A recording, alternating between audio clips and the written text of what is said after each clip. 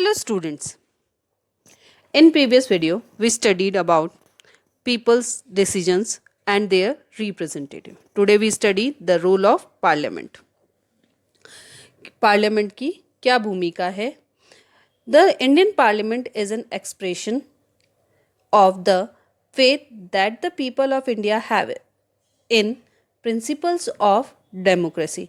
India की parliament क्या है? लोगों का एक्सप्रेशन है, लोगों की कह सकते हैं आस्था है किसमें? प्रिंसिपल ऑफ डेमोक्रेसी में। तो हमारी पार्लियामेंट जो क्या बताती है, भारतीय संसद जो है लोकतंत्र के सिद्धांतों में भारतीय जनता की आस्था का प्रतीक है। These are participation by people in the decision making process and government by consent. ये सिद्धांत निर्णय प्रक्रिया में जनता की हिस्सेदारी और सहमति पर आधारित शासन है। हमारा जो शासन है वो क्या है? निर्णय प्रक्रिया में जनता की हिस्सेदारी और सहमति का शासन है। The parliament in our system has immense power because it is the representative of the people.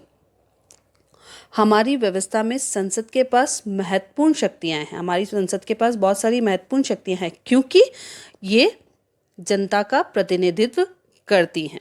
The Lok Sabha is usually elected once every 5 years। हमारी लोकसभा जो है हर 5 साल में बनती है। हर 5 साल बाद लोकसभा के इलेक्शन होते हैं।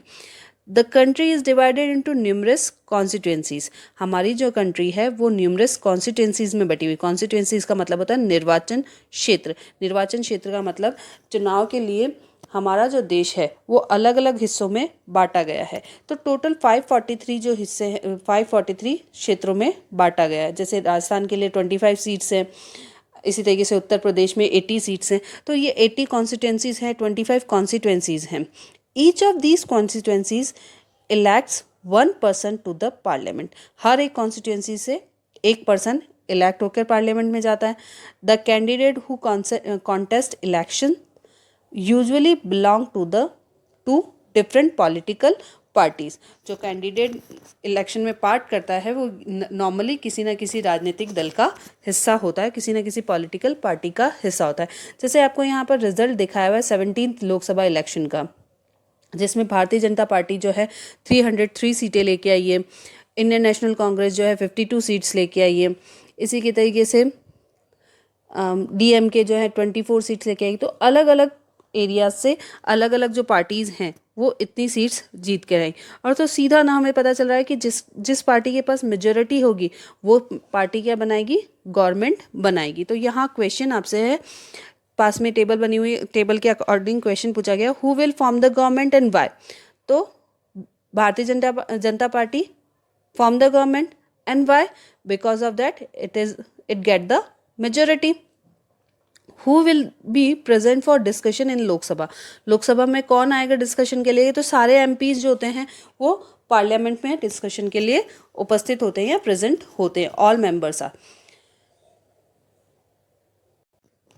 इसी के साथ नीचे एक क्वेश्चन और दिए हुए हैं कि the pictograph on the page number 28 show the result from the third Lok Sabha election held in 1962। Use the photograph to answer the following question. उस फोटोग्राफ को देख के हमको क्वेश्चंस के आंसर देने हैं। तो फर्स्ट क्वेश्चन है, which state has the highest number of MPs in Lok Sabha and why do you think this is so. किस में सबसे ज़्यादा लोग मेंबर्स नंबर ऑफ MPs हैं, कौन सी स्टेट में हैं? तो अगर हम इस लिस्ट को देखें तो फर्स्ट में अगर हम देखें तो उत्तर प्रदेश में सबसे ज़्यादा 86।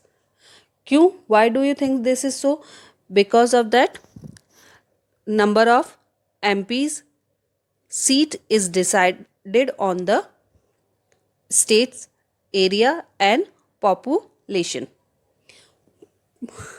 Which state has the least number of MPs इन लोकसभा। कौन सबसे कम किस में है सीट्स? तो मणिपुर और त्रिपुरा में। विच political party von the most seat in the all states. कौन सी पार्टी? तो अलग अलग पार्टीज़ का आपको दे रखा है यहाँ पे, जैसे कांग्रेस बता रखा है, PSP बता रखा है, कम्युनिस्ट बता रखा है। तो इन सब में अगर हम देखें तो सबसे ज़्यादा कांग्रेस की सीट्स हैं। तो which political party has won the most seats in all states? Then Congress. Which party do you think will form the government? Give reason why. कौन सी पार्टी गवर्नमेंट बनाएगी? तो सब जिसके पास सबसे ज़्यादा मेजोरिटी, सबसे ज़्यादा सीट्स हैं, तो किसके पास है? कांग्रेस के पास सबसे ज़्यादा सीट्स है। और ऐसा क्यों है? क्यों बनाएगी वो government? Because it is in majority.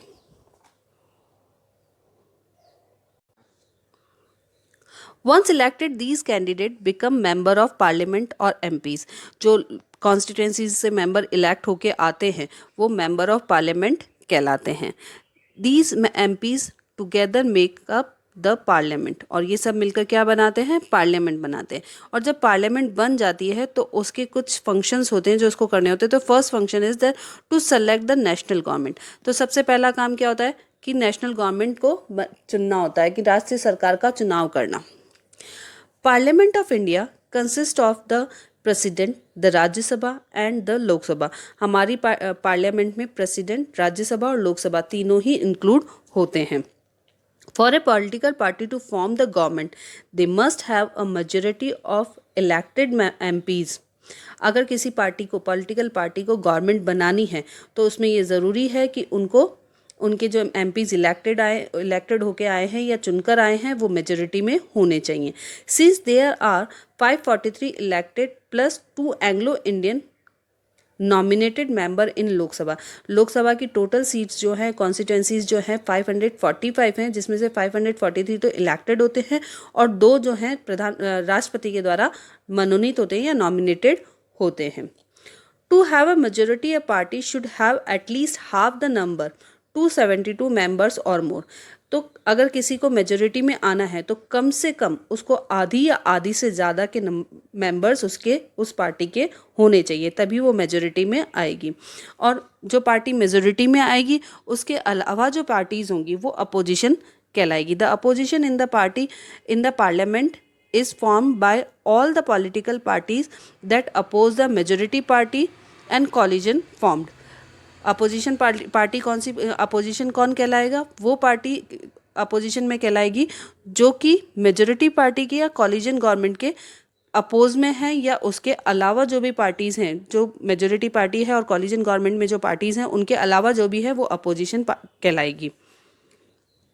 One of the most important function of the लोक सभा is to select the executive। सबसे important function जो होता है वो होता है executive को select करना। The executive is a group of person who work together to implement the law made by the parliament।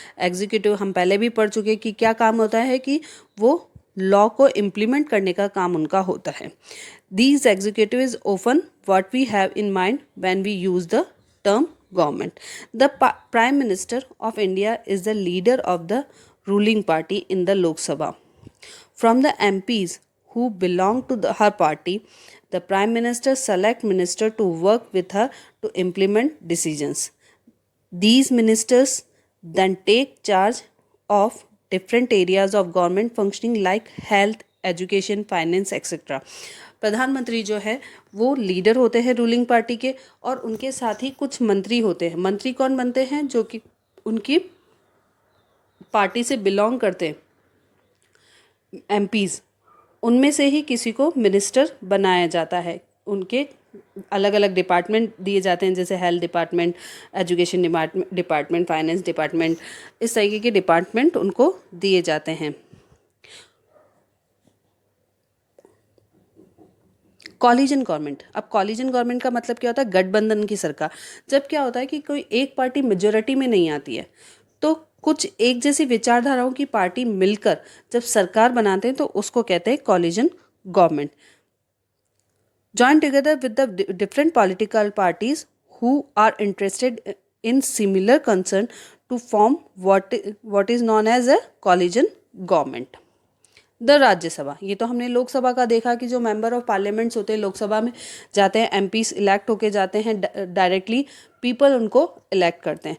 अब Rajya Sabha, the Rajya Sabha function as the representative of the state of India in the parliament.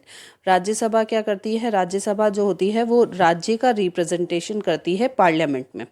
The Rajya Sabha can also initiate legislation and a bill is required to pass through the Rajya Sabha in order to become a law। कोई भी bill अगर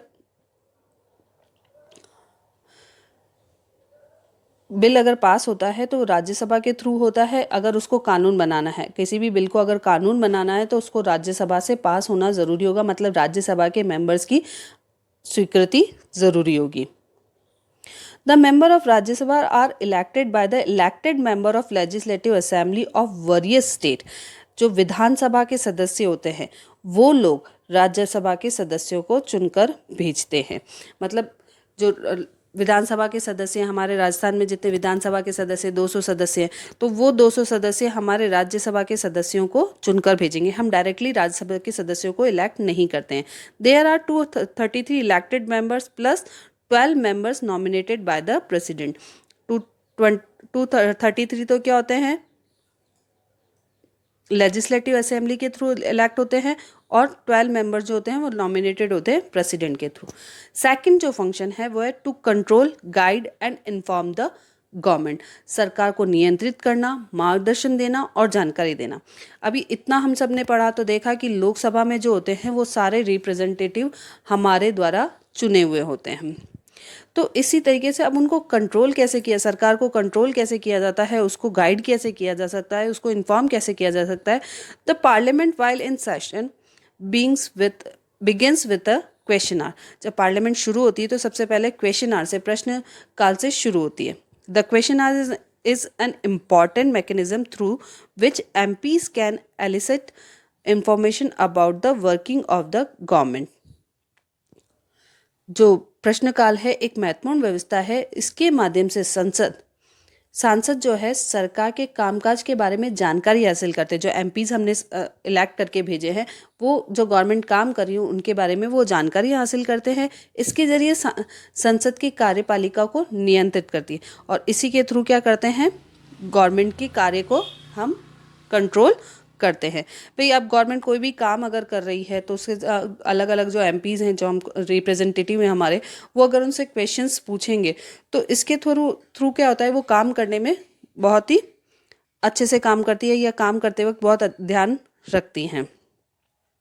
the opposition parties play a crucial role in the healthy function of the democracy। They highlight the drawbacks in various policies and programs of the government and mobilize popular support for their own policies। जो opposition है, जो विपक्षी दल है, एक अहम भूमिका play करते हैं।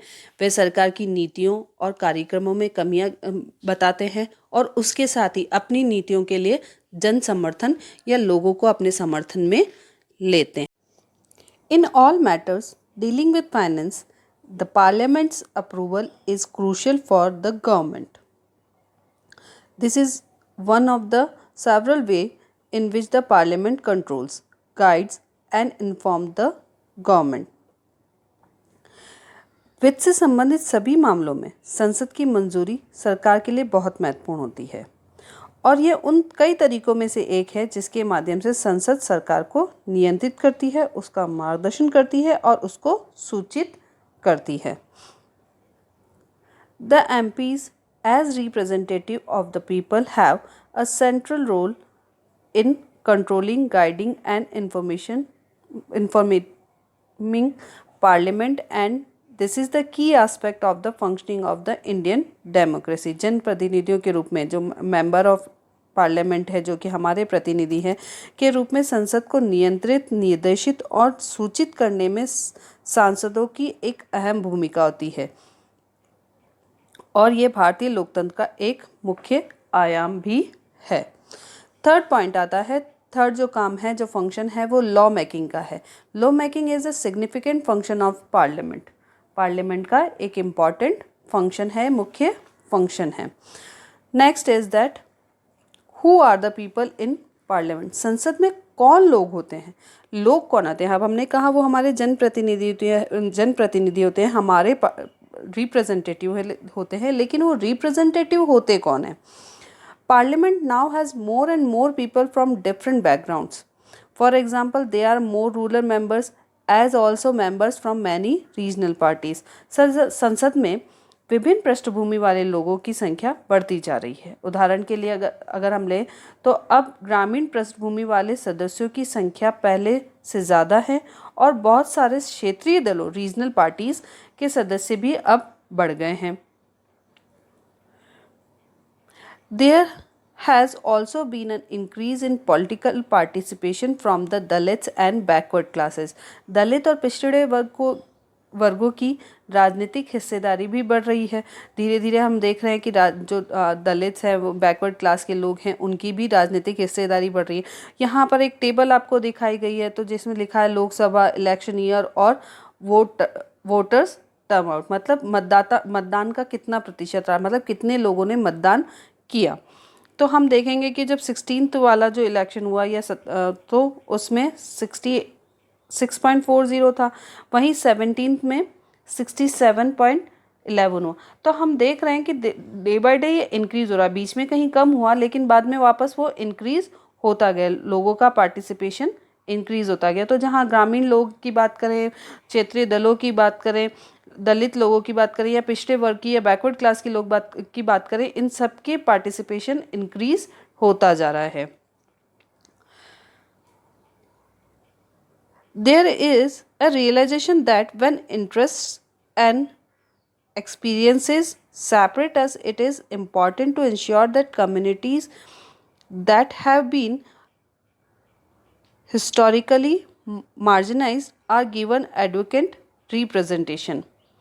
ये बात साफ दिखाई देने लगी है कि जब हमारे हित और अनुभव अलग अलग होते हैं तो एक समूह के व्यक्ति सबके हित की आवाज़ नहीं उठा सकते। इसी बात को ध्यान में रखते हुए संसद में कुछ सीटें अनुसूचित जातियों एससी और अनुसूचित जनजातियों एसटी के लिए आरक्षित की गई हैं कि भाई एक समूह जो एक पर्टिकुलर अगर ग्रुप कहे तो वो सभी के हित की बात नहीं कर सकता है। इसके लिए क्या किया गया कि कुछ सीट्स जो है एसटी और एससी के लिए रिजर्व रखी गई हैं, ताकि क्या होगी, इससे क्या होगा कि चुनाव क्षेत्रों में केवल दलितों और आदिवासी उम्मीदवार ही जीते और उनकी उचित हिस्सेदारी निश्चित हो सके। कि भाई अगर जहाँ पर एससी एसटी की सीट्स होगी, अगर वहाँ पर वो लोग जीत कर आएंगे तो वो उनके हितों की बात भी सोच सकेंगे। Similarly it is more recently been suggested that there should be reservation of seats for women. और इसके साथ ही कई समय से ये भी बात सोची जा रही है कि वुमेन्स के लिए भी सीट रिजर्व की जाए ताकि वो वुमेन्स के हितों की बात भी सोच सकें।